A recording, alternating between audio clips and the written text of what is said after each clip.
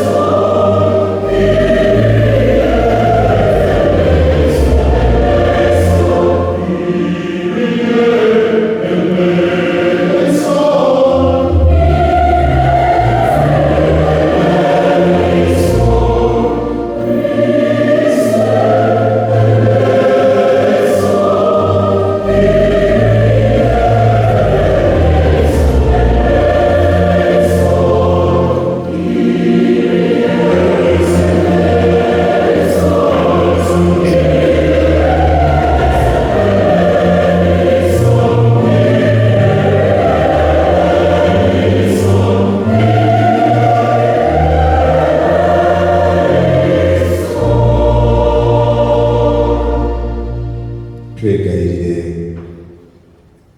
Ayi Katonda, wekka bulijjo bw'olina ekisa n'okusonyiwa. Tukwegayiridde olw'omuweereza wo Albert Chiraga gw'olagidde okuva mu nsi, olw'okubanga yasuubira n'akkiriza mu ggwe, muwe okutuuka ku butaka obwannamaddala, afune essanyu eritaggwaawo. Tukikusaba nga tutya mu Yesu Kristo omwana wo, Katonda wange anaalamulanga buli kimu mu butuukirivu emirembe n'emirembe. Amen.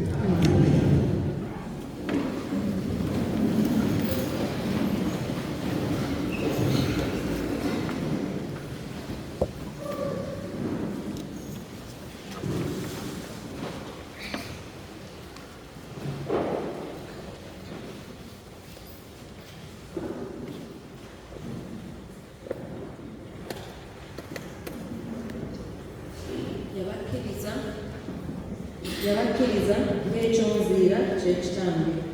Bye tusoma mu kitabo ky'Amagezi. Emyoyo gy'abatuukirivu Katonda agiwanirira.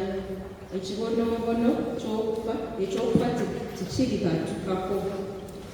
Mu kulaba kw'abasiru bafaanana ng'abafudde.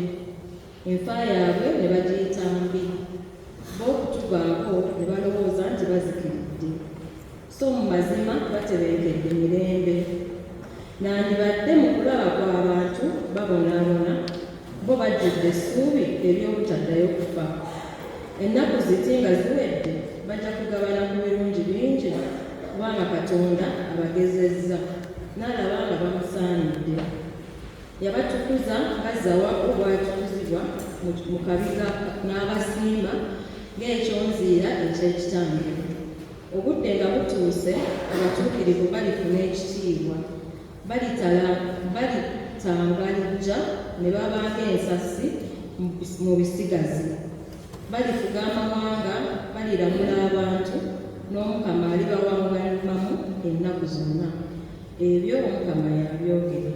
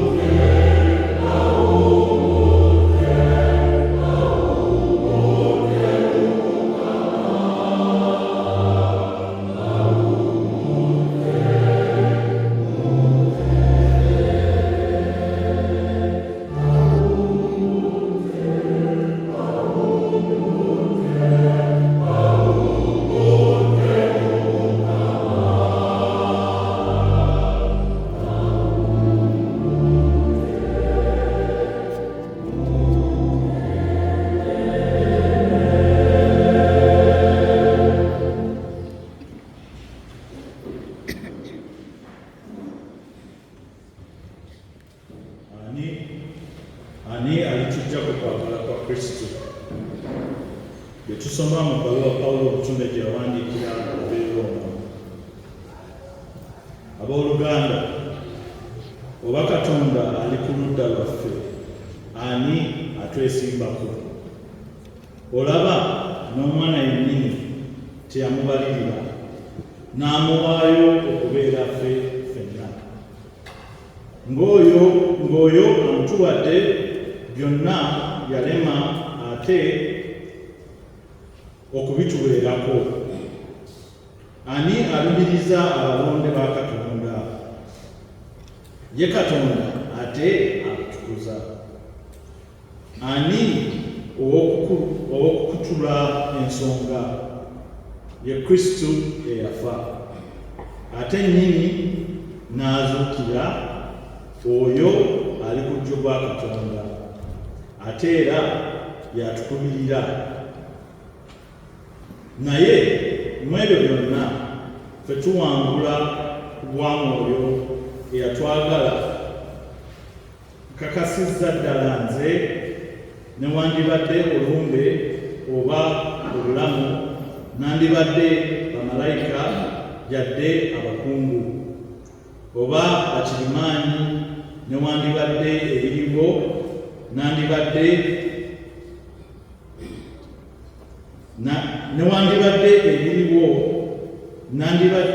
bya waggulu yadde ebya wansi, newandibadde ekitonde ekirala kyonna, tekirisobola n'akatono okutujja okwagala kwa Katonda okuli mu Kristo Yesu Mukama waffe. Abooluganda, ebyo Mukama yabyogera.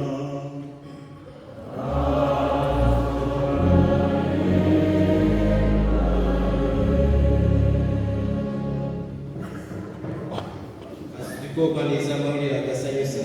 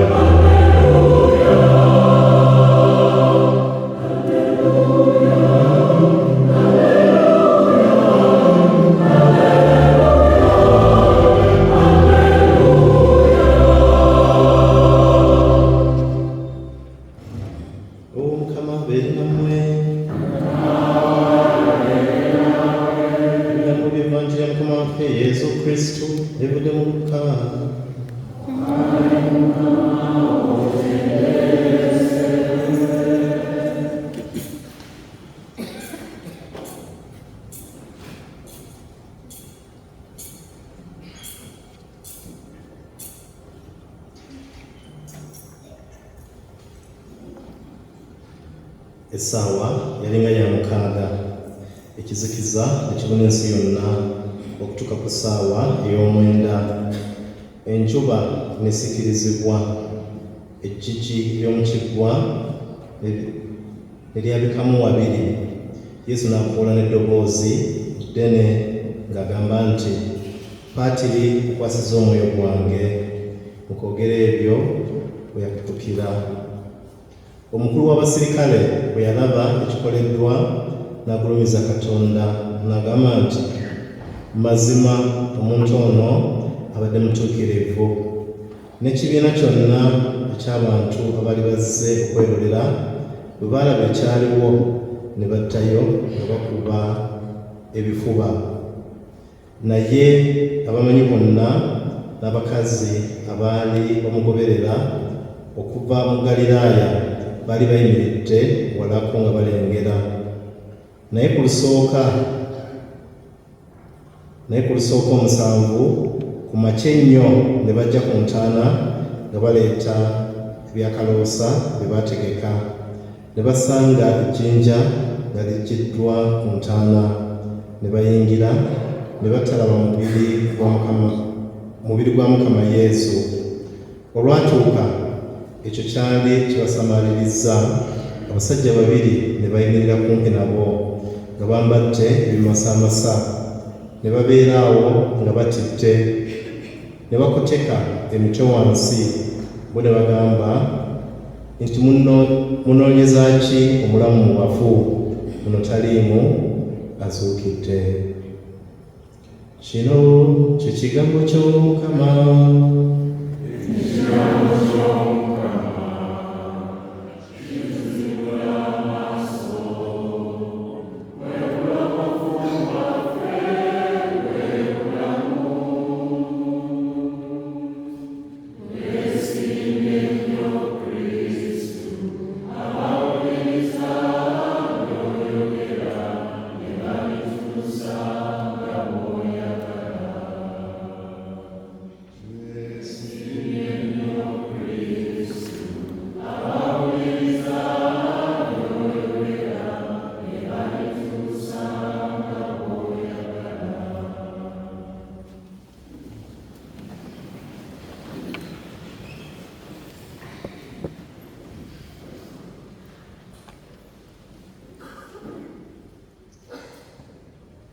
Baganda bange mwenna balamusizza era nembaliriza wano ewakalerwanga Entinda.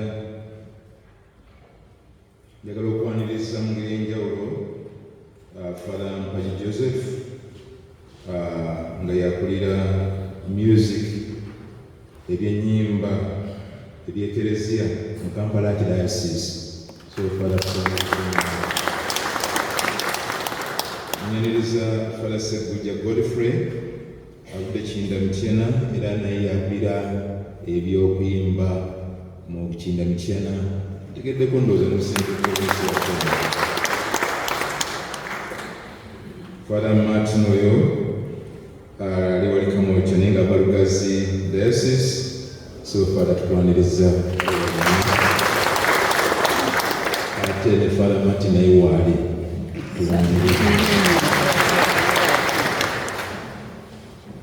njagala okwaniriza abakulu mwenna abali eyo buli omu mu kiti kye mwebali kujja. Nzizaako okutuusa obubaka bwange bwa parish yonna eri famire nga tubasaasira okubibwako taata omukadde waffe Goreti maama waffe. Anti nze banjigiriza kuyiwa kimu nkuyita Kagoreti. Maama wange yanjigiriza nti nkuyitenga Kagoreti. Kitalo nnyo okubiwako mukwano gwo, kitalo nnyo. Abaana ffe kitalo nnyo okubibwako taata. Kyemuyitamu si kyangu naye mugubire ku Mukama. Goreti maama, weebale kuuma ebiragaano by'ebyobufumbo okubala mwagattibwa okutuusira ddala muno lwasizza omukolo gw'enkomerero. Weebale nnyo, weebalire ddala.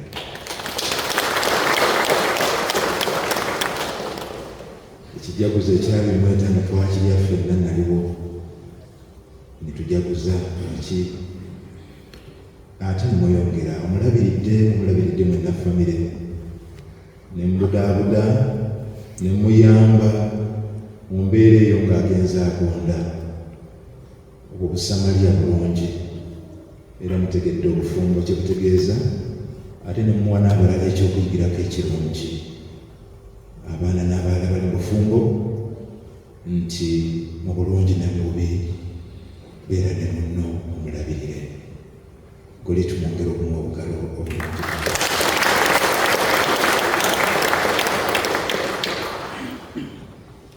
Albert namumanya dda nga sinnafuuka mu Musaaseredooti, ndowooza nga nkyasoma mu sekendule y'Ennyenga,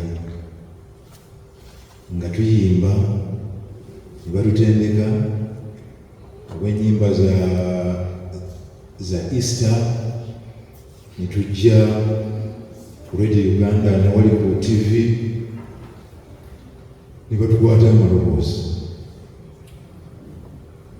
nga bali mu byuma nga tutegeka bulungi nnyo. Namukwata kubanga yali akola nga mbyagala, nali muto naye nga simanyi nti ndibeera ne Albert emyaka gye mmaze naye. Bwentyo nensoma neneyongera nenfuuka ne faaba. Albert n'afuuka mukwano gwange, ate bwe najja Naggulu Ntinda, kati emyaka giyiseewo namwe mugimanyi. Albert n'abeera mukwano gwange ne famire nebeera mukwano gwange, ebeera nga tuli wamu bulungi nnyo. Ne tukola emirimu e Naggulu Ntinda, ene technical part nampita Albert, emizindaalo gigaanye,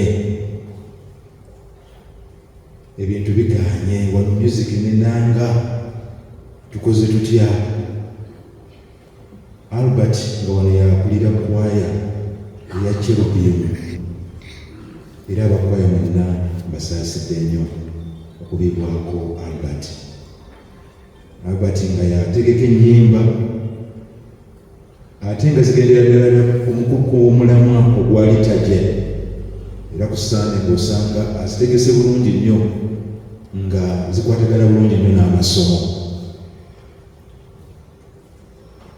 Okumala ebbanga ddene okutuukira ddala Albert bwe yakola retirement, naye ate era ng'akomawo n'abongeramu amaanyi abayimbi bawano. Albert ne tutambula ffenna nga musajja mwetuwaze nnyo, obwetwaze bwa kiragga bwa njawulo. Tolimusangako ng'awogaba nga eddoboozi liri waggulu nga mukkakkamu nnyo. Omugamba ekintu n'akuwa smile n'omanya nti ndowooza kati solution agifunye, nga mukkakkamu nnyo, nga mwetowaze nnyo, nga amanyi nga mumanyi bulungi, very knowledgeable mu bintu ebyo ebya music, mu bintu eby'ebyuma ebyo. Albert nga bwenkubira, kubanga nasanga Naggulu Ntinda ng'aliwo ebintu ebimu nga ebintu ebimu ebizinga biki nga sibitegeera nange, naye nemmanya nti ono Albert alina ekitone, nemwekwata. Very much God fearing, ng'ayagala Katonda, obudde bwe ng'abuwa Katonda. Waliwo abantu be nasanga wano, era bamwe bali wano, abalala batuvudde ku maaso bagenzi, abatandika parish eno nga tennafuuka parish naye kisomesa mu myaka egyo egy'ekinaana. Baakola omulimu gw'amaanyi ne batandika kyaki yali awo, ne batufunira ettaka lino nga baagala ate nga balina kimu bonna nga batambulira wamu. Baakola omulimu gw'amaanyi abantu abo, kiragga y'omu ku abo, abalala bwe bali bamu. Weebali wano abamu Omukama yabayita, era tubasabira. Naye nga baalina obumalirivu nga nekiragga mwali, nga oluusi obakubira abantu abo obakubira njagala kunnyamba jangu oyo, kuba nafuuka bwana mukulu Naggulu Ntinda nga ndi kato nnyo. Nze nali naakamala obw'omwaka bw'omu Busaaseredooti gumu, naye nga omanyi obutondo obubeera, ogezaako kufuna abantu abanaakola ki, abanaakuyamba. Nga ndi mbabwana mukulu abakulu bamunsonyere nange nga ntya naye abantu bano nga bamwandika nga omuyita jangu waliwo kino ng'aleka omulimu gwe n'adduka mangu n'akwata emikuba n'akwata goda n'ajja n'akusinkana ne muteesa n'addayo n'akola. Oluusi ng'otuuka mu ofiisi zaabwe osanga files ezijjudde mu ofiisi, files za kyaki gamba ng'ebyomukama babissa ku mwanjo ekiraggo ebyomukama babissa ku mwanjo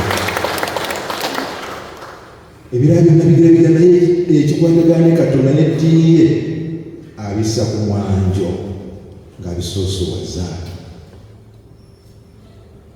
ng'ali generous n'obudde bwe ne talenti ye. Very passionate musician ng'ayagala okuyiga. Tolimusanga mu ngambo za kika kino oluusi abayimbi ze bakola nedda tyabibeerangamu ebikiraga ng'alambika abaana abayimbi bulungi nnyo mu ngeri ye Katonda nga bw'ayagadde. He was very passionate. Sikyewuunyisa nti abadde n'akakiiko aka music mwakidayosisi ate ne mu Central Province. Mukama yeebale amwadde akaseera okuweereza obulungi n'aweereza sate nga famire ye agyagala. Bw'otunuulira abaana be obalaba nti Mukama abakomyekomye wamu baagala Katonda. Emma ayimba mu Oceans Choir yewa era bw'awolawo omanya best ejja kuvaayo bulungi, omanya best ejja kuvaayo y'omu ku bakulembeze mu kwaya nga ategeka bulungi nnyo nga ky'omwadde ky'omukikola very swift ng'omanyi nti ajja kikola bulungi. Abaana bamuze nabagatta mikwano gyange tutambudde ffenna ne tubeera mu fraternity St. Charles Lwanga kwebali wano afiiriddwa n'abaana bangi naye ng'amaka gakiragga ng'ogaagala kubanga nga baagala Katonda, baagala abantu, baagala ebya Katonda, baagala okuweereza, bafaayo ky'obawadde okukola omanya nti kijja kukolebwa nga baagala eddiini yaabwe. Ekyo kyonna kivudde ku bazadde. Koreti weebale nnyo okukola kyonna ky'okoze ne Albert okulaba nga famire mujjigiriza Katonda n'okuweereza Katonda. Mwebale nnyo, mwebalire ddala.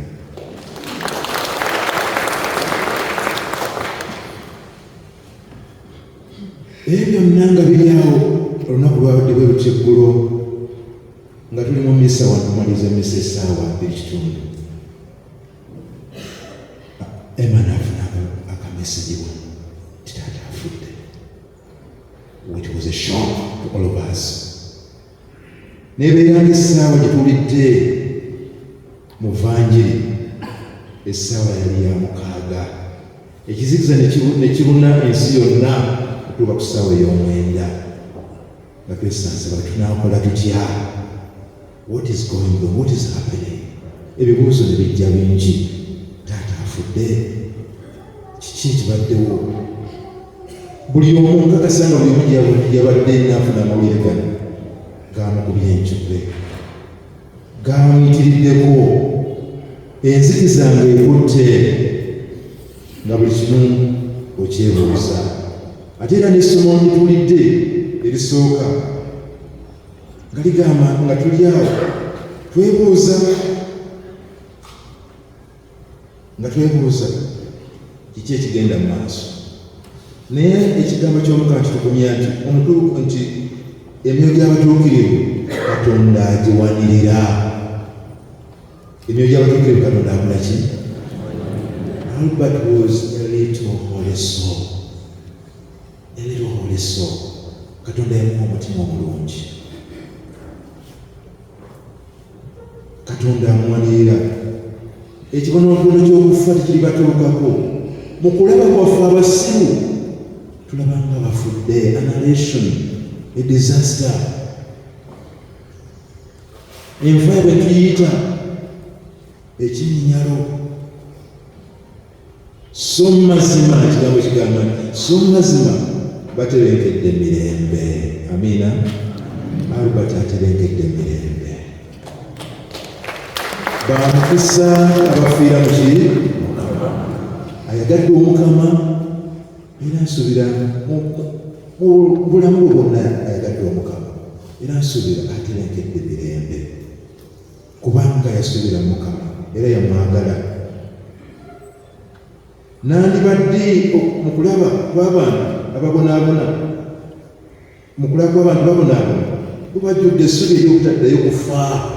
Albert alwadde, akaseera kabaddewo mpolampola mu ddwaliro wali n'agumira ku musalaba n'agukwata ppaka ku nkomerero. Buli omu agezebwa mu ngeri ye ne Mukama amuwadde omusalaba ogwo. Oluusi ne weebuuza nti Mukama lwaki abakwagala ennyo ati babonaabona nnyo? St. Teresa of Lisieux yabagamba, no wonder you have a few of them. Lord, why do those who love you so much suffer so much? No wonder you have a few of them. Buli omu n'amu musalaba mu kugezebwa okwo Mukama bw'ayitaali okukununula n'akuwa obulamu obutaggwaawo n'akuwa essanyu. Gwaganza gwageza. Amiina. Katonda gwaganza gwakola ki? Omusalaba n'agwetikka. Abafamire n'abooluganda n'emikwano bamuyambako okwetikka omusalaba kupaka ku nkomerero. Awo nno ekisa ky'Omukama kimulindiridde. Kitumusabira Mukama amuyambe atuuke ku bulamu obutaggwaawo. Mu vvanjira gye tuwulidde abaserikale nabo nga beewuunya kiki kino ekigenda mu maaso tebakitegeera. Mukoli nti mu butuufu n'abadde mwana wa Katonda. Abadde mwana wa Katonda. Bonna bali awo tebabitegeera. Naye ekibaleetera essanyu n'okutegeera kyekiruwa okumanya nti Yesu muzuukivu. Amiina. Naye ku lusooka omusanvu ku makya ennyo ne bajja ku ntaana nga baleeta ebyakaloosa bye baategeka. Ne basanga ng'ejjinja lijjiddwa ku ntaana. Yesu muzuukivu. Amiina. Eryo essuubi ery'okuzuukira ffenna lye tulina. Atalina ssuubi eryo oli mu buzibu kubanga buno obulamu buggwaawo. Bukoma wano Albert atwesooseyo bwesoose. Kiraga atwesooseyo bwesoose. Essuubi ery'okuzuukira gye liri. Ne basanga ng'ejjinja lijjiddwawo. Kibaali waliwo ani anaatuggirawo ekiyinja kiri? Mukama yazuukiza omwana we mu bafu. Katonda yazuukiza omwana we mu bafu. Ne bayingira ne balaba ng'omubiri gwa Mukama Yesu, ne balaba Mukama Yesu olwatuuka ekyo kyali kyabasamaliriza. Abasajja babiri ne bayimirira kumpi nabo nga bambadde ebimasamasa akabonero ak'okuzuukira ako. Ne babeeraawo nga batidde ne batukoteka emitwe wansi. Bo ne bagamba nti munoonyeza ki omulamu mu bafu? Muno taliimu azuukidde. Amiina. Muno taliimu akoze ki? He is alive. Ekintu ekyo kisomeddwa n'essomo ekibuddeko ne kindeeta ate okumanya ku ssomo eryokubiri lye tuwulidde. Pawulo lye yawandiikira Abakolinti nti ani okukutula ensonga? Yesu y'okukutula ensonga. Kitaawe teyamubaliya n'amuwaayo. Ani okukutula ensonga? Yesu y'okukutula ki? Ensonga. Kubanga bwe yafa yazuukira mu bafu n'atukulirawo emiryango gy'eggulu. Ffenna abakkiriza Omukama Katonda asobole okuyingira gy'atutegekedde. Amiina. Abantu mu nsi muno banoonya ddiiru eno, ngenda ku ddiiru eno, ngenda ku gindi, ngenda gindi, waliyo ddiiru yange. Olugwa nti ddiiru twagikutudde. Ddiiru twagikoze ki? Twagikutudde. Yesu yakutula ddiiru. tusobole okubeera aba Katonda ate kyo kituzaamu amaanyi mu bulamu, kubanga bwe yafa yigiri ekigonere kati ne zivaawo, kubanga balowoozanga Abayudaaya nti Katonda yanyiiga, enzege zonna ne zeggala. Ne Yesu bwe yafa n'azuukira, kati ne zonna ne zivaawo. Olwo akabonero tusobole okuyingira mu bwakabaka bwa Katonda. Amiina. Yesu yewakutula ensonga, Yesu yeyakutula ensonga. Oyo era yatuleese wano. Singa tubadde ne tukkiriza ekyo tetwandize. Singa Albert yatamanyi nti Kristo muzuukiru teyandimuweereza kwemalamu. Abamu bagamba nfuniramu wa, tuyimba oba tukola kino tufuniramu wa.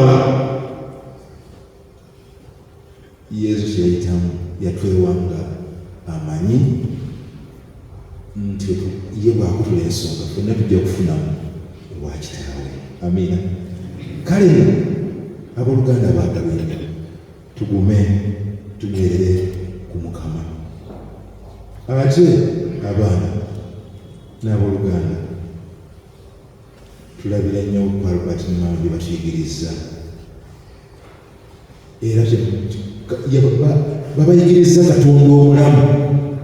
Teri Katonda omulamu gwe babalaze, oyo Katonda gwe bakoze eki, gwe baweereza, era gwe babalaze ekyo gwe bamuweereza, era gwe bamugoberera paka ku nkomerero.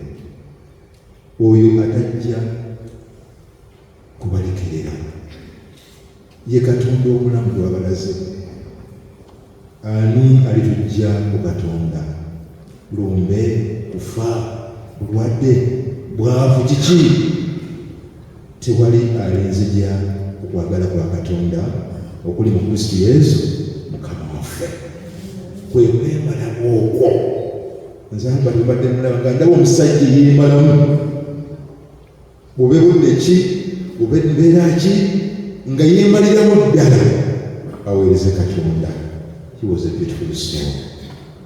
Tusabe Omukama amusaasire byagenda bulungi.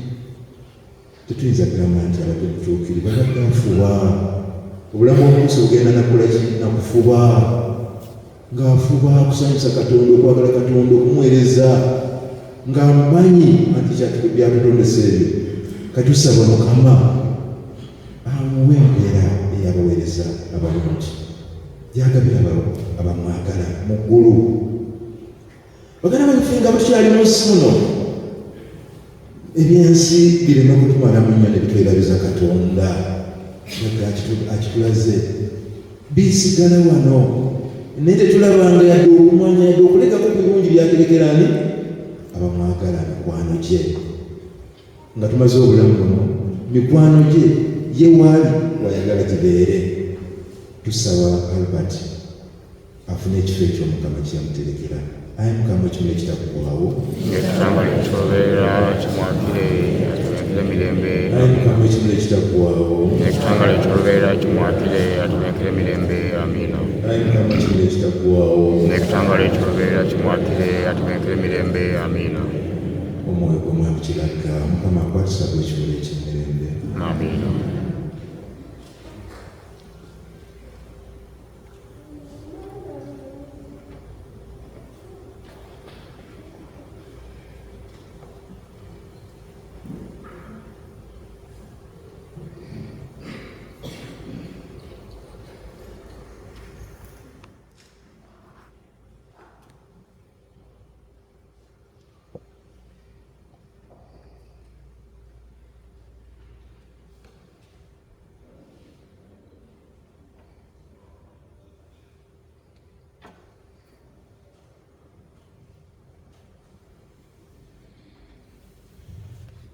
Baganda be katusituke ffenna.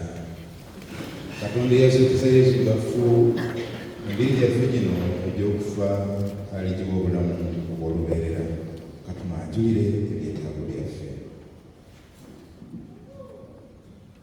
Abeepisikoopi, abasaserdoti b'Eklezia n'abo bonna babayambako mu mulimu gw'okulangirira amawulire agasanyusa, Omukama bongere mwoyo mutuukirivu beeyongere obuvumu obw'okulangirira ekigambo kye naddala eri abo abaweddemu essuubi. Tukikusaba Ayi Mukama.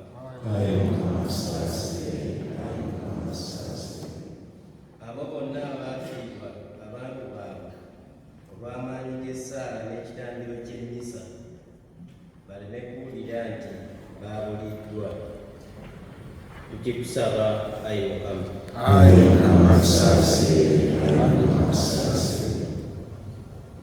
Olw'oluganda Albert Kiragga Mubatiisimu yafuna ekisuubizo eky'obulamu obutaggwaawo, tusabe bamalayika bamwanirize mu kitiibwa kya Ibulayimu, Izaake ne Yakobo. Tukikusaba Ayi Mukama.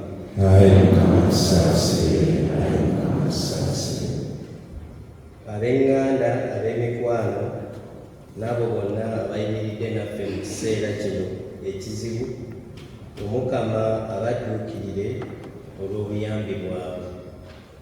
Tukikusaba Ayi Mukama.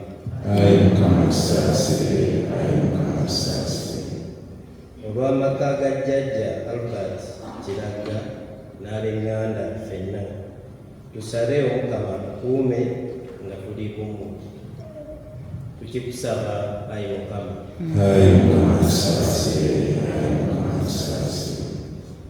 Jjajja Albert Kiragga eyettaniranga omubiri gwa Kristo, tusabe Omukama amwanirize ku lujjuliro olw'omuggulu.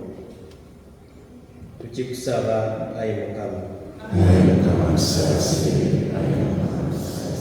Ayi Katonda ataggwaawo, tukwebaza ebirungi byonna byawa omuweereza wa Albert Kiragga ng'akyali ku nsi. Muwe agattibwemu n'abatuukirivu mu Kristo, kwe tunaategeerera bw'oli ow'ekisa, okkiriza okw'amazima, tukubagize tuuka ffenna lwe tulisinkana mu Kristo. Tukisabye nga tuyita mu Kristo Mukama waffe. Katwegatte ku kitambiro kya mmisa kino nga tuwaayo ebirabo byaffe, nga bigobereza n'ekyetaago ky'okusabira Albert.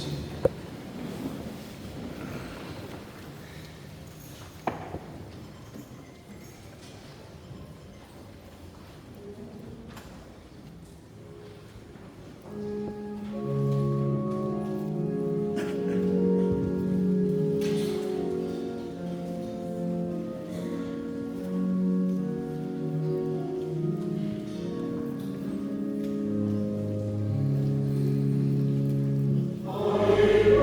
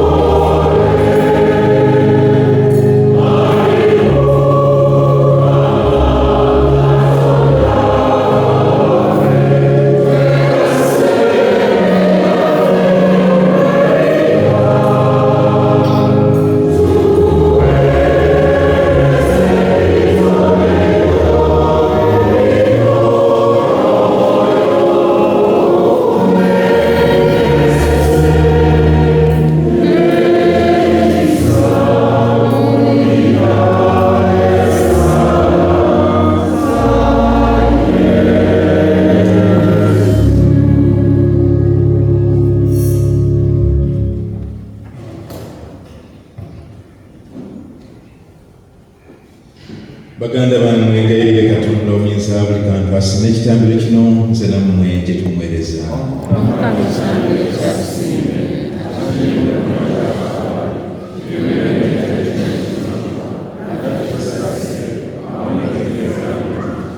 Ayi Mukama, tukuweereza ebitambiro nga tukumanjagira olukola omuweereza bakiragga.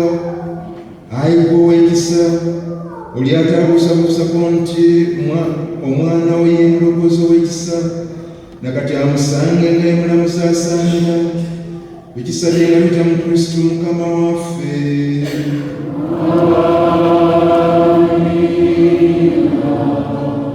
Omukama abeere nammwe.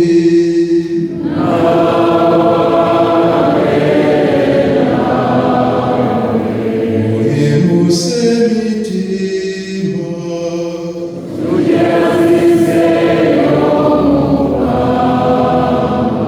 Weebaze Omukama Katonda waffe.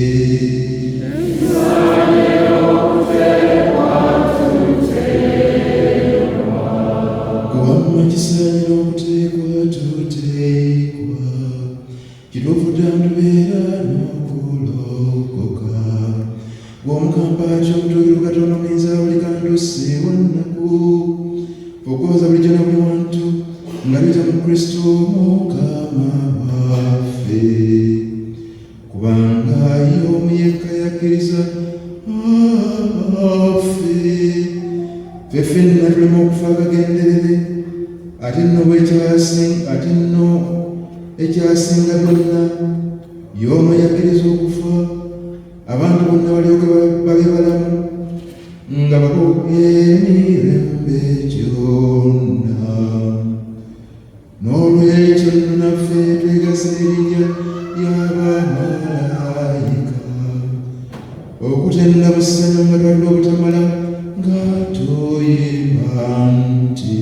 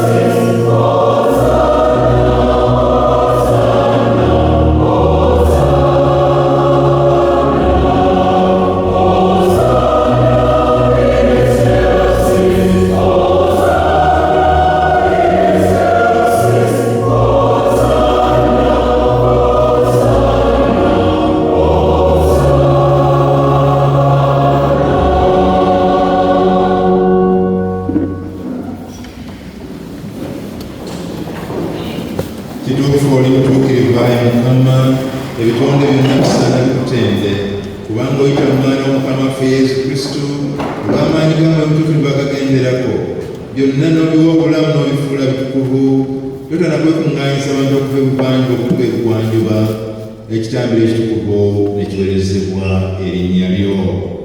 Tukwegayiridde Ayi Mukama n'okwesengereza tukwesengereza ebirabo bino ebitukuleetedde obitukuze kkiriza okubitukuza ne Mwoyo Mutuukirivu yennyini bifuuke omubiri n'omusaayi gw'omwana wo Mukama waffe Yesu Kristo yatulagira okukuza ebyamagero bino.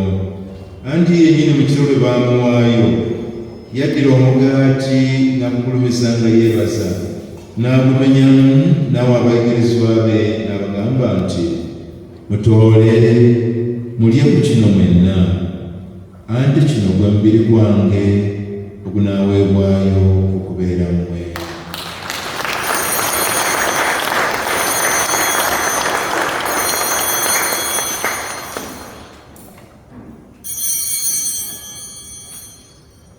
Era bw'amala okuyikya ekiro n'addira kaliisi n'akugulumiza nga yeebaza n'awa abayigirizwa be n'abagamba nti, mutoole munywe kuno mwenna, anti ne kaliisi y'omusaayi gwange ogw'endagaano empya ey'olubeerera ogunaayibwa okubeera mmwe n'okubeera abantu okusonyiyisa ebibi, kino mukikolanga lwa kunzijukira.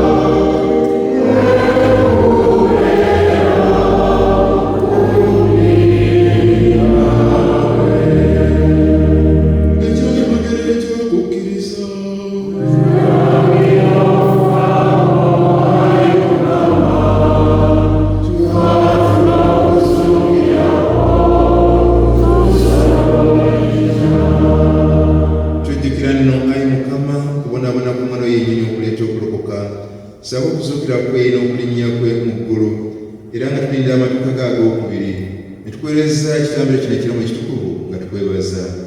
Tukwegayiridde tunuulira eklezia byakuweereza, kino kye kitambiro ky'oyagala kikuddaabirize.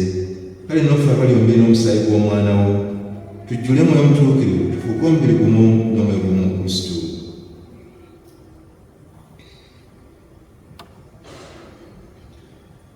Yennyini yabatukula ekirabo kyo ekitaggwaawo tusobole okugabana obusikamu n'abalonde mu bo Adda Maria mbeerera Katonda nezokka omutuukirivu bba wamu n'abatume bo abatuukirivu era n'abajulizi ab'ekitiibwa wamu n'omuleezi waffe Caroline Mwanga n'abatuukirivu bonna betusuubira nti batuyamba tibatakutusabira gy'oli.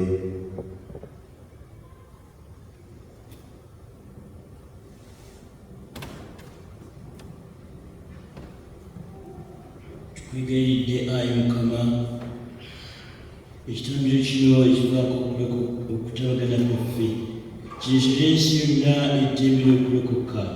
Eklezia kyali okulabaga ku nsi tuyiza okumunyweza okukkiriza n'okwagala wamu n'omuweerezaawo Francisco Papa waffe n'omwepisikoopi waffe Paulo Ssemugere ssaako abepisikoopi ab'ensi zonna na bonna abaayawulirwa Katonda mu bunnaddiini era n'abantu bonna ab'obukugu abantu bali okukkiriza okwenywera wano bye basaba kkiriza okubibawa. Abaana bo bonna abasaasaanya ebineeyo Ayi Patri omusaasizi basaasire obagatte naawe. Baganda baffe abaamala jjukira omuweerezaawo Albert Kiraga bw'oyise ave mu nsi ajje gy'oli nga wamufaananya omwana w'okufa mumufaananye n'okuzuukira kwe kwennyini lwalizuukiza abafu n'abajja mu mubiri ogw'ettaka omubiri gwaffe ogutaliiko we guli n'agufaananya ogugwe ogutangalirijja. Era ne baganda baffe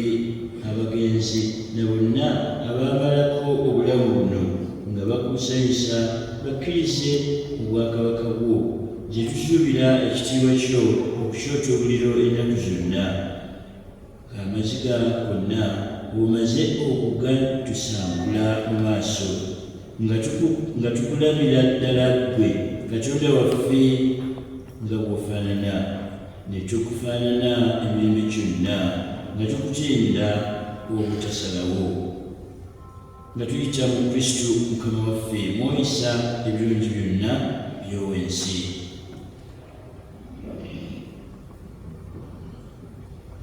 Gwe Katonda kwatira omuyinza wa buli kantu abali ekinomu emutuukirevu mu kristo n'omweta okufuna n'ofunamu naye era muye mufunira bitano buli kitiibwa emirembe n'emirembe.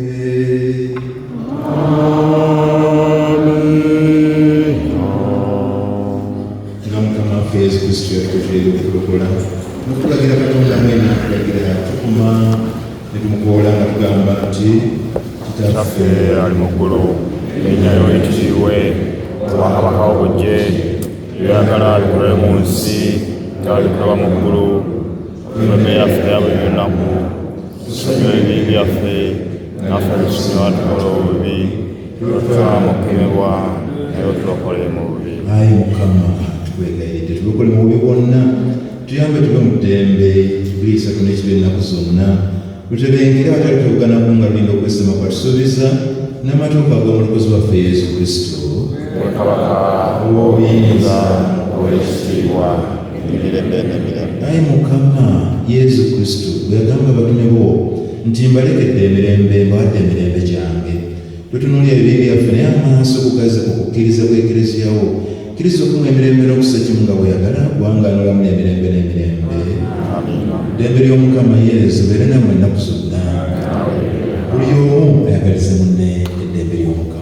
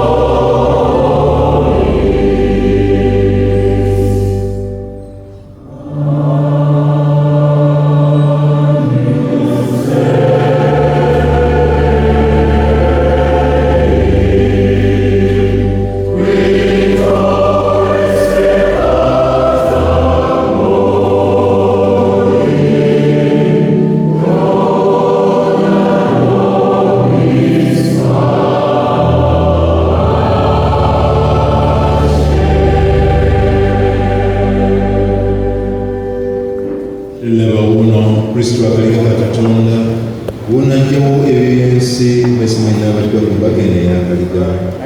Mukama kitwalire n'oyingira omwange olw'obulamu bw'ekyo kigambo omwoyo gwange bonaabona. Omubiri n'omukisa bya Kristo bikuume mu bulamu bw'ensi n'okugambulamu obutaggwaawo. Amiina.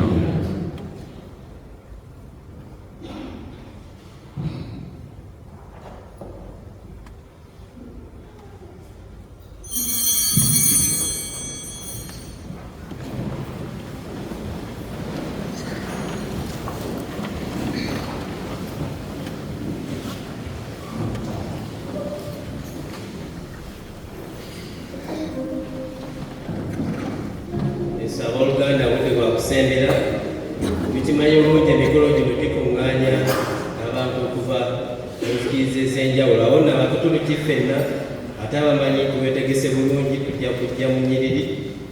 Tulina abasasodooti 3, fada omwagenda ku wano, fada omulala wuli mulaba mwolekeza oluuyi luli, n'omulala ajja kgenda ku sayidi naye ng'abo abeetegese obulungi. Abateetegese tusabire omugenzi Mukama amuwe ekyumula eky'emirembe.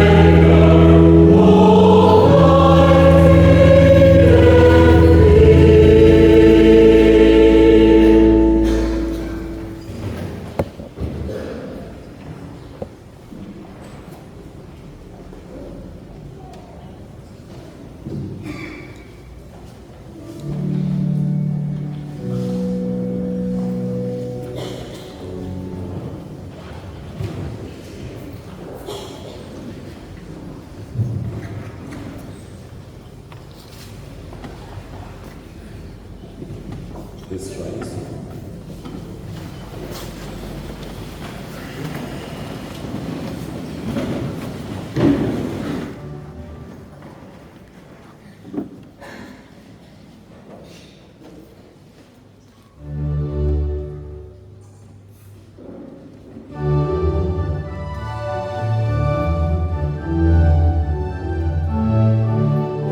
Hallelujah.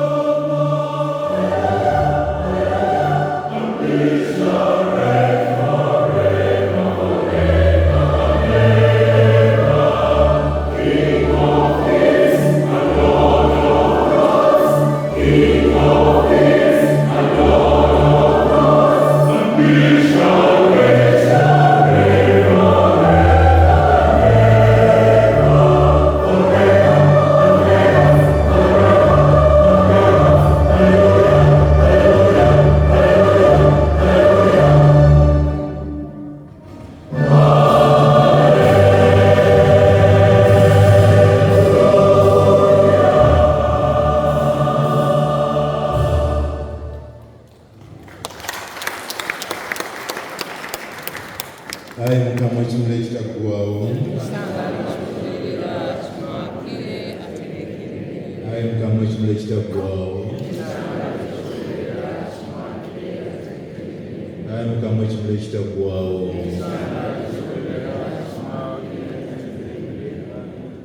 Omwoyo gwa Robert Kiraga ne bonna abatufaako Mukama agibwa tusabye ekimuli eky'emirembe. Twegayirire. Ayi Mukama Katonda, gwe yatulekera omwana wo mu sakramenti ey'omubiri gwe atubeerera entanda yaffe, tukwegayiridde nga bw'oli ow'ekisa muganda waffe Albert Kiraga emuviiremu okutuuka ku mmeeza ya Kristo ey'olubeerera. Tukisabye nga tuyita mu Kristo Mukama waffe. Omukama abeere nammwe. Mukama abawa omukisa gwe abakuume. Bakiza amaaso g'amakakamu abasaasire. Ekikulu gye muli amuwe n'emirembe. N'omukisa gwa Katonda omuyiza buli kantu paasi ne mwana ne mutuukirivu gubakeeko okusigala nammwe leero n'ennaku zonna. Bisewedde mugende mu ddembe ly'Omukama. Tujja kusigala nga tuyimiridde okusaba Father Godfrey Ssekujja atukulembera mu ssaala eziddako ezolekera muganda waffe. Abaffe mu saabiisi mujja muyambeko wano.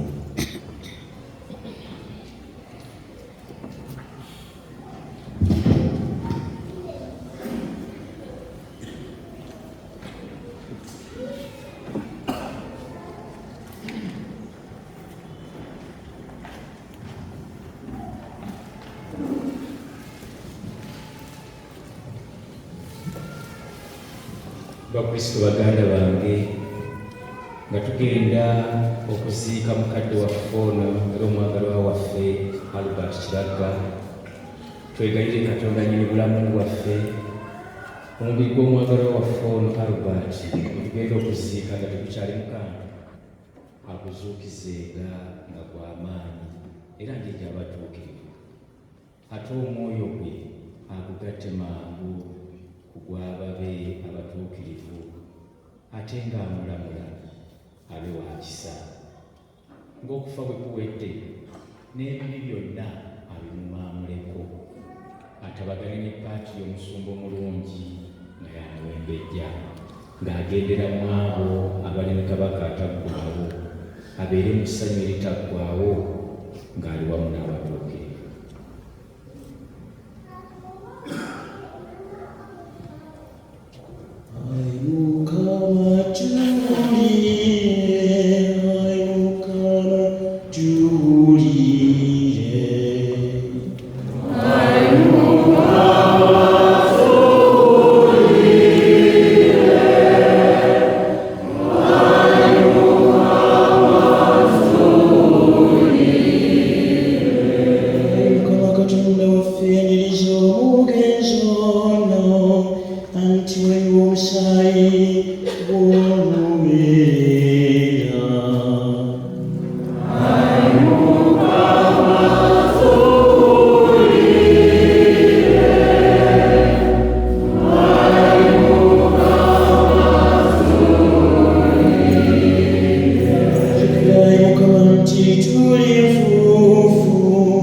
Omuntu alinga omuddo oba ekimuli ekyo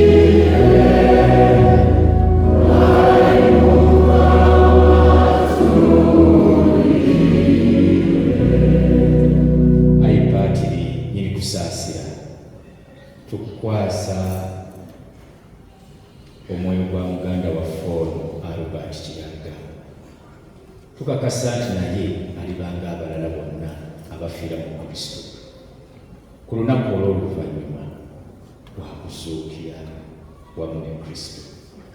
Kale n'okw'ow'ekisa, Ayi Mukama, wulira okwegayirira kwaffe ffenna abakuŋŋaanidde wano, emiryango gy'eggulu giggulwe, Albert Kiraga ayingire. Naffe baalese okukkiriza okw'amazima kwe tulimu kutukubagize. Tukikusaba nga tuyita mu Yesu Kristo Mukama waffe. Ayi kati yataggwaawo, tukwebaza ebirungi byonna bye watuwa, bye wawa Ekereziya, bye wawa paalishi eno, bye wawa eggwanga lyaffe, ng'obiyisa mu mwagalwa waffe Omukiraga ng'akyali ku nsi. Naffe tugattibwe mu batuukirivu mu Kristo, kwe tunaategeerera bw'oli ow'ekisa, okukkiriza okw'amazima kutukubagize, okutuusa ffenna lwe tutusinkana mu Yesu Kristo Mukama waffe.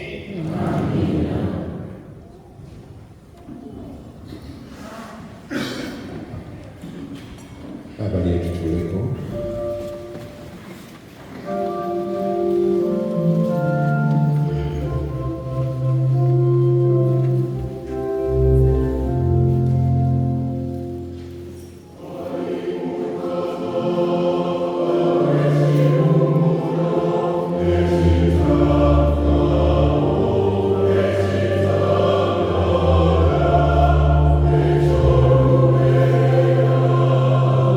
She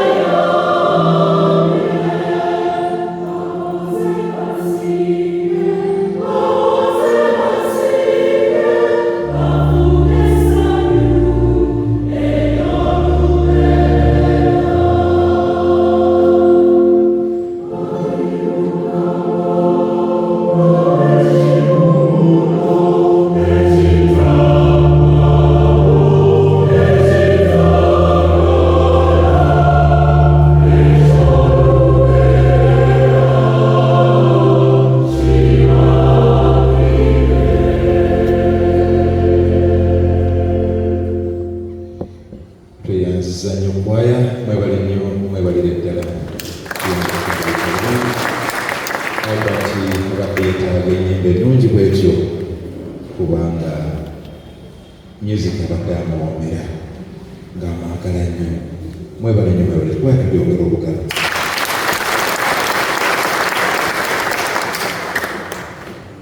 Bafaala mwenna mwebale nnyo, mwebalire ddala okujja ate ne mutambira ekitambiro kino olwa Albert. Mwebale nnyo, mwebalire ddala.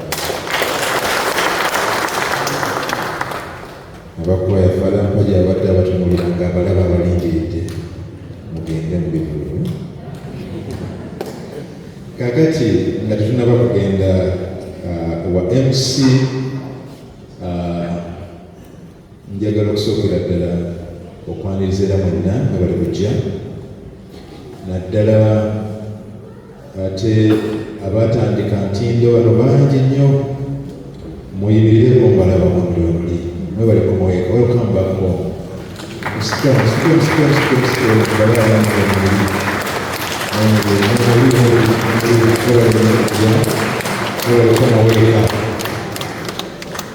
Era temwerabiranga nti ekituukangawo ekimujjanga ntinda mujjangawa bwe butaka bwaffe wagalolirwanga. Amiina. Namwe mwenna bali kujja kubanga olunaku lwa Mande essaawa zakola naye Albert mulaze omukwano ne famire yonna. Mwebali nnyo, mwebalire ddala. Kati kalombolombo kaffe wano okuwanirira famire mu budde nga buno nga tutuula abo tetuyina kiyambeko mu kuziika, okwerekera muganda waffe. Yenkola yaffe wano, si basabye naye yenkola yaffe. Era ekigenda okuddako obubba obubali kumpi awo osituka n'otwalayo ky'olina mu nsawo ng'omusamali omulungi. Olwali kola ekikolwa ekyekisa eri famire. Muze bulungi, have come in plural. Now it is time to do it practically as we contribute to the support of the family in this difficult moment. Death will never make an appointment. It strikes at any moment, whether I expect it or not. And so the few minutes before the MC comes in, let us, as the choir will be leading that song, let us just move the baskets and make our contributions or support from the heart. Mukama gajisimu kali choir.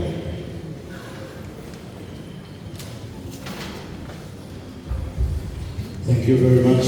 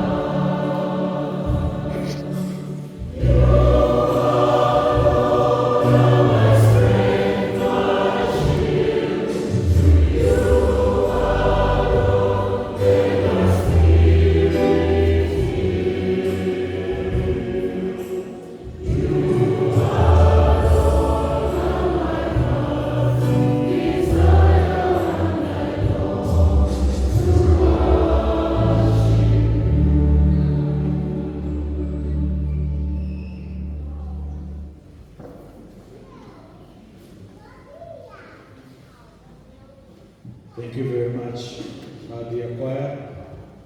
I'm sure Uncle Albert is very thrilled by the way you have really blessed us with your nice voices. Thank you very much. And thank you, congregation, for joining us when we are celebrating the life of our dear Uncle Albert Chiraga. Sebo Bwana Mukuru, Father Edward Mwanga, tweyanziza nnyo okutuweesa ekitiibwa n'okutuwa embuulire ennungi. Sebo webale ddala.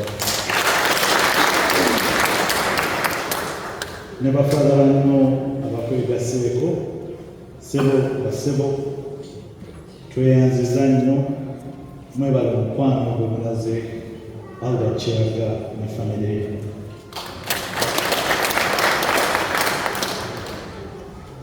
Dear congregation, in a special way, allow me to use Luganda and English.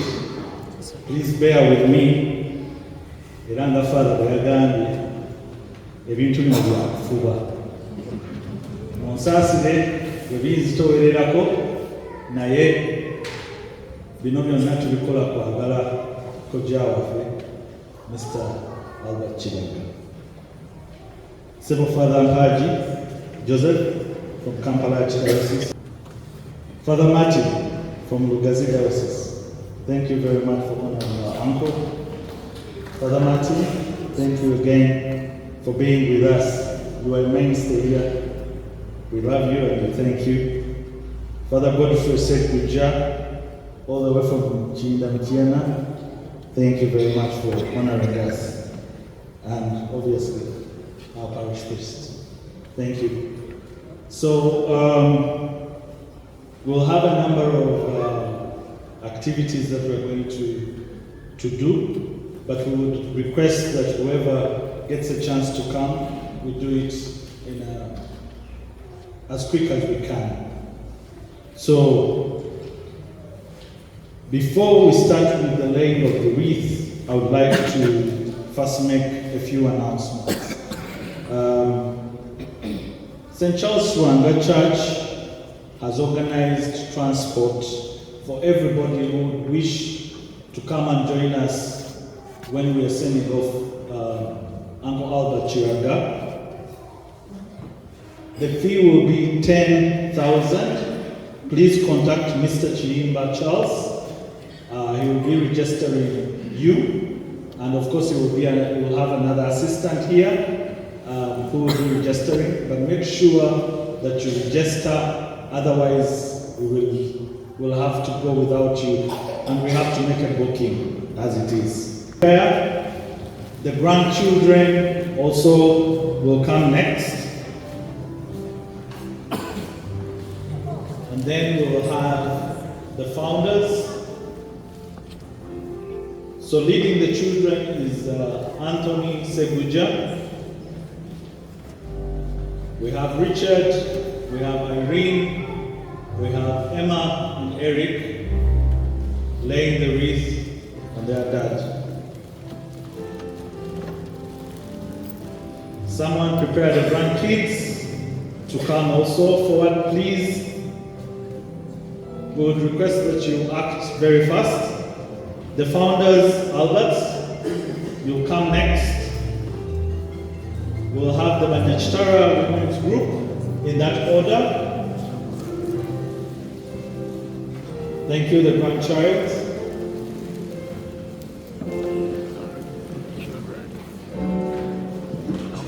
We have many really, really relief.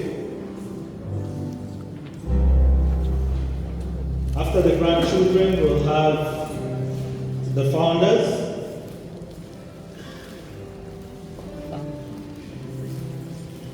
Thank you very much. Please remove faster.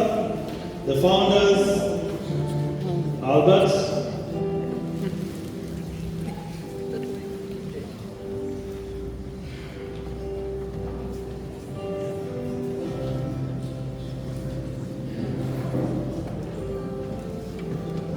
The founders, as you lay the wreath, the Banashtara Women's Group, please also prepare yourselves. Daughters in love, also prepare yourselves.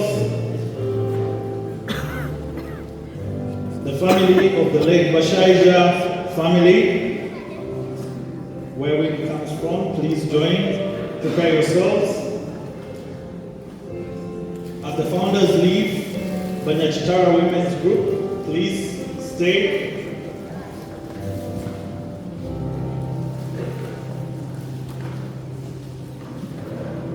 This is a sort of a reunion, as you can see. The founders, Banyachitara Women's Group, kindly step forward.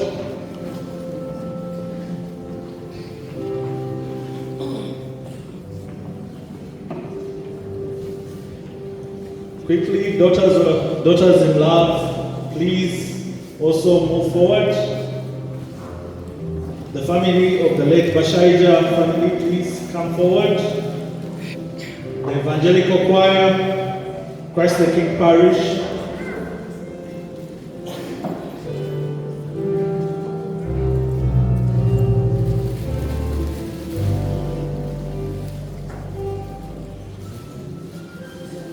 The Evangelical Choir of Christ the King.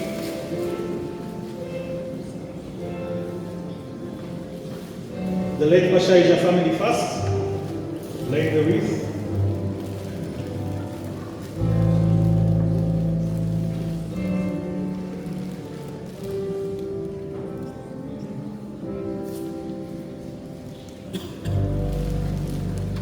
The Bashaija family, please.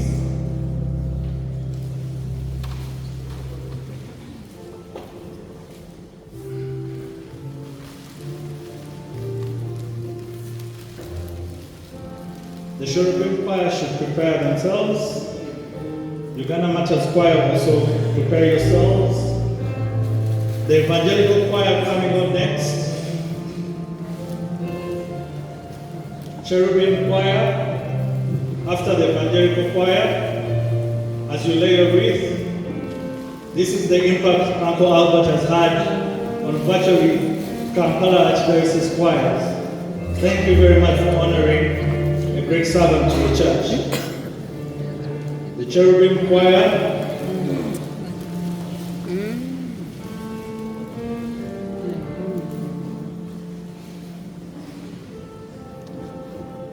Uganda Matters Choir, as you prepare yourselves, please. Thank you very much as you lay your wreath.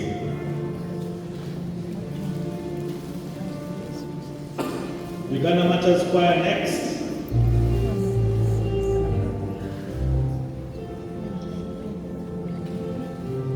Thank you so much. Uganda Matters Choir next.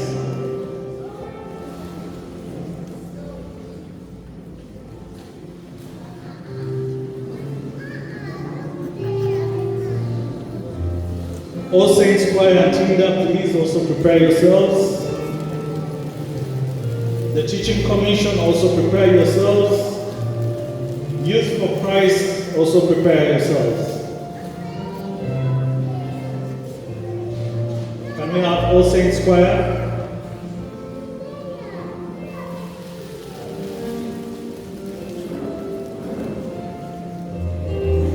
Thank you very much for loving Albert Chiraga and for honoring him greatly.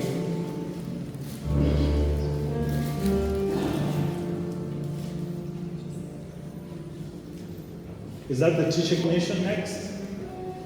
Teaching Commission, kindly. And also I would like to see the youth for Christ in Tinda.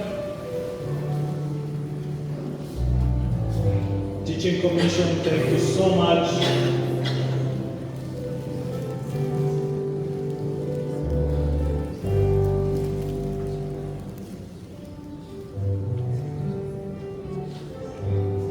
And next, Youth for Christ, Tinda.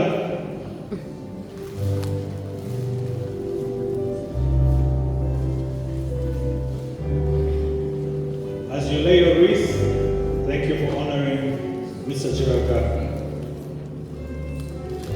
class of 1999 to 2004 Namnyango College, please come through. And Kantu and family, please join.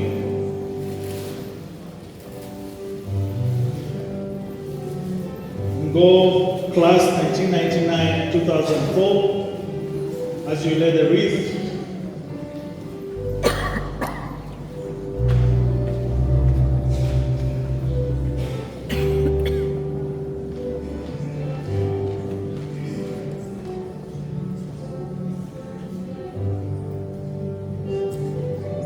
Thank you very much.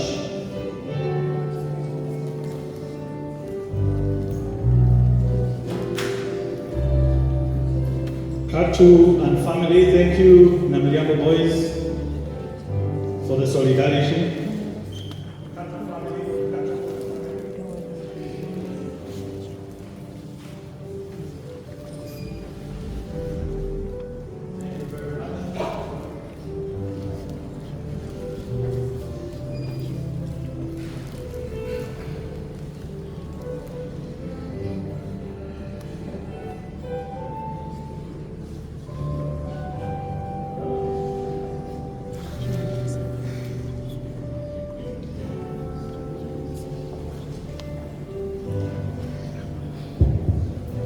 The joint choir in Tinda Parish, thank you very much. Please, you're laying the wreath. The joint choir, a few representatives. Lugalami family, please prepare yourselves. Kasansala family, also prepare yourselves. Jumia Uganda, also prepare yourselves. And this is now the joint choir in Tinda Parish laying the wreath. Thank you, the representatives, for honoring Mr. Albert Chiraka. The Lugalandi family comes on next.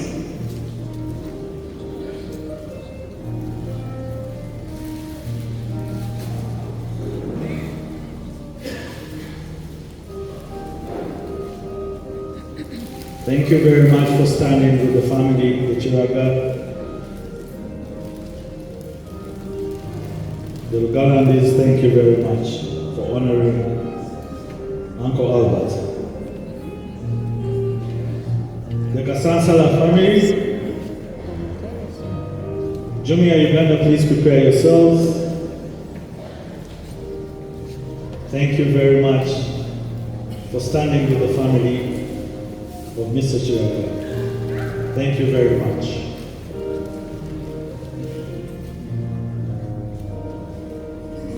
Jumia Uganda, coming on next.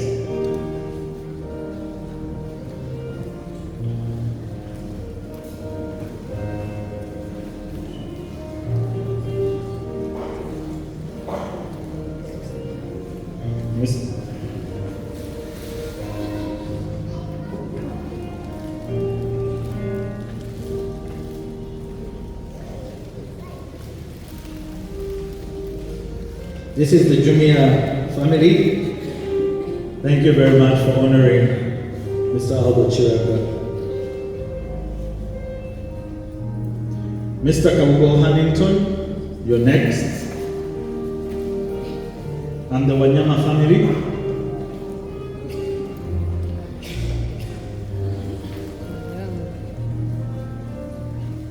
Mr. Kabugo Huntington.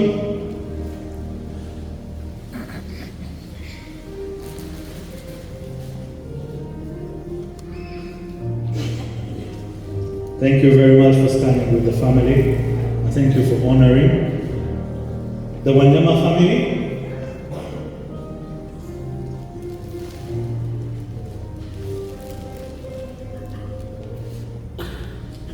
And Sentimbaga Kabondo, please also prepare yourselves.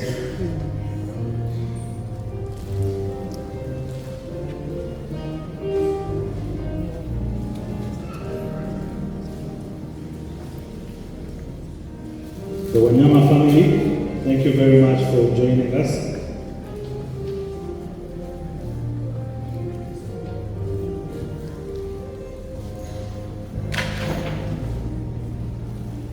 in Setimbaga, Kabondo.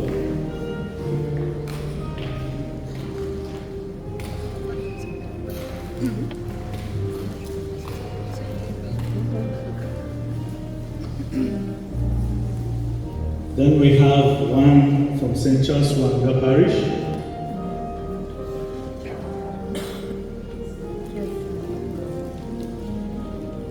Thank you very much.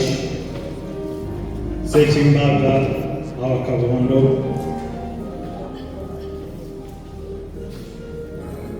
Representatives of St. Charles Wanga Catholic Parish, please step forward as you lay the wreath.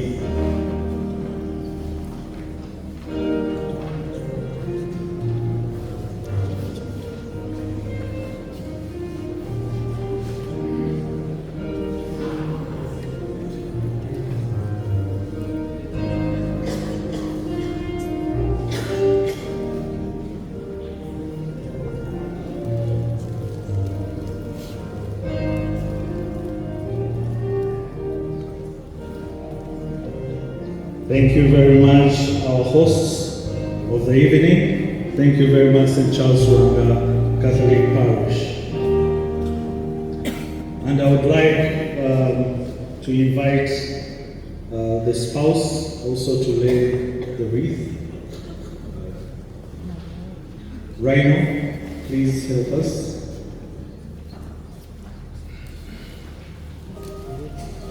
Auntie Goreti.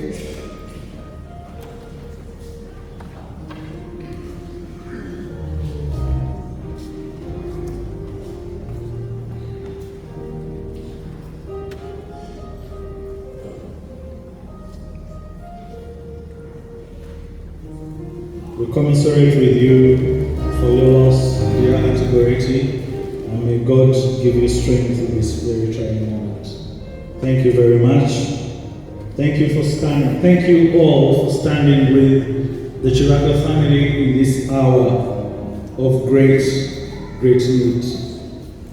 Now we are going to head into the speeches, and I'll request that whoever gets the floor, please keep it short as much as you can. We don't want to burden you with long speeches, but we'll have 5 speeches, and I can guarantee that those who will join us tonight at the vigil and tomorrow will have more speeches. So please bear with us. Here we'll only have 5 speeches, and I would like to invite Mrs. Chiuka, representing the fraternity. Please come and give your speech. And after that, we'll invite the Chiraga family representative, and this will be given by Dr. Angela Naguja. And then from the service that Uncle has been giving to the church, Reverend Father Godfrey Seguja will represent the fraternity where Uncle has been greatly influential in the Kampala Archdiocese and the Central Province Music Committee. So, inviting colleagues in the fraternity, and a round of applause for our colleagues here. Mrs. Chiruka.